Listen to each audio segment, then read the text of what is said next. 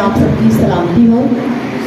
मेरा जो व्यू है वो आप सब लोगों से अलग है। वैसे मैं वहाँ बैठी हुई हूँ तो मुझे ये व्यू नहीं नज़र आया। मुझे ना एक रूहानी लेवल पे व्यू मिला है कि सोशल मीडिया जो है ना हमें रूहानी तौर पे जो है वो खुदा से दूर करता है।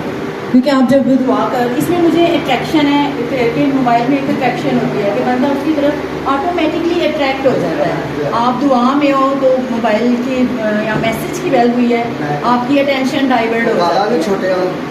आपकी अटेंशन डाइवर्ट हो जाती है तो आपका रूहानी लेवल खुदावन से जो रूहानी कनेक्शन हो चुका है वो आप डिसकनेक्ट हो जाते हैं। मुझे मसलन रूहानी लेवल में मुझे यह है कि सोशल मीडिया जो है वो रूहानी लेवल को कम कर देता है और आपके बच्चे भी दुआ से कलाम से दूर हो जाते हैं।